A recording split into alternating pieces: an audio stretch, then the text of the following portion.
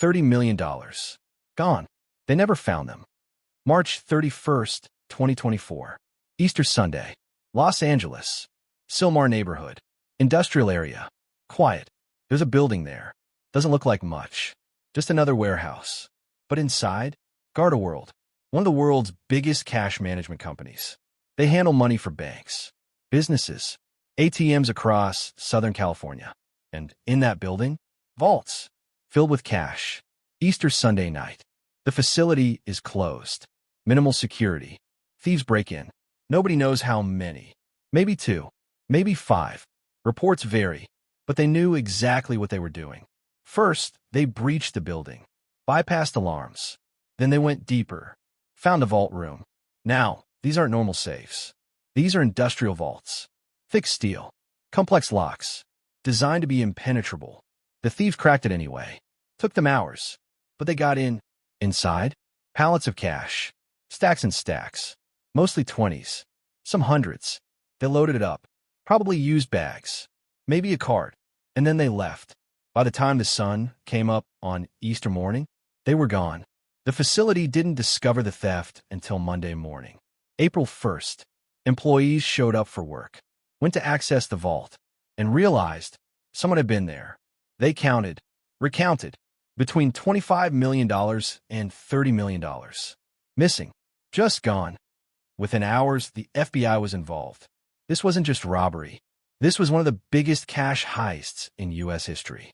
For context, the famous Brinks job in Boston, 1950, $2.7 million. The Lufthansa heist, 1978, $5 million. This, $30 million. In cash. Only a handful of U.S. heists have ever been bigger. The LAPD and FBI formed a joint task force. They started analyzing everything. Security footage. But here's the problem. The thieves knew where the cameras were. Avoided them. Or disabled them. No clear shots. No faces.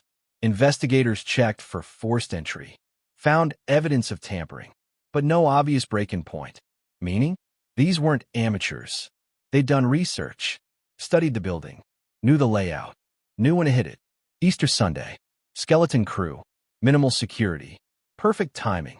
The FBI started looking at employees. Former employees. Anyone with access to building plans. They interviewed everyone who'd worked there in the past year. Nothing. They checked nearby businesses for cameras.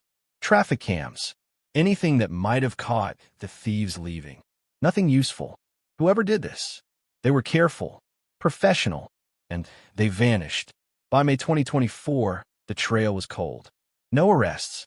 No suspects publicly named. The FBI said they had leads, but wouldn't elaborate.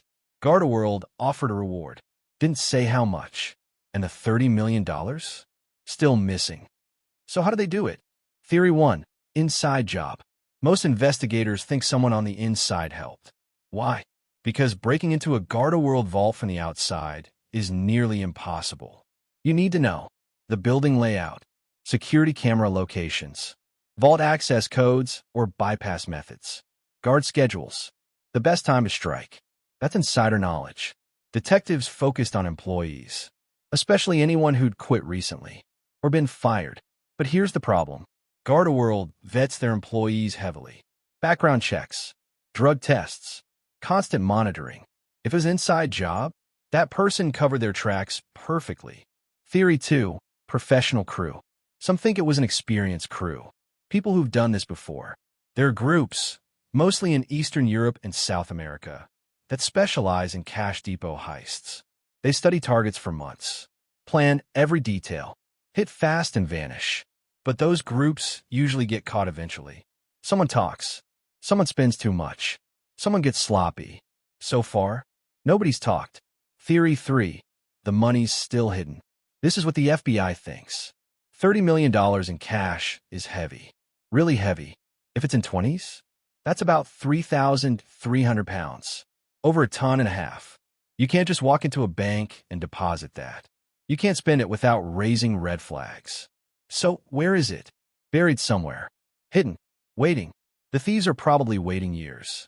Letting the heat die down. Then, slowly they'll start spending it. Small amounts. Over time. But that takes patience. And most criminals, they don't have patience. This isn't the first time something like this has happened. In fact, there's a pattern. 2021, Brinks robbery, Los Angeles. Thieves hit a Brinks truck, stole $100,000. Small compared to GardaWorld, but same area, same MO.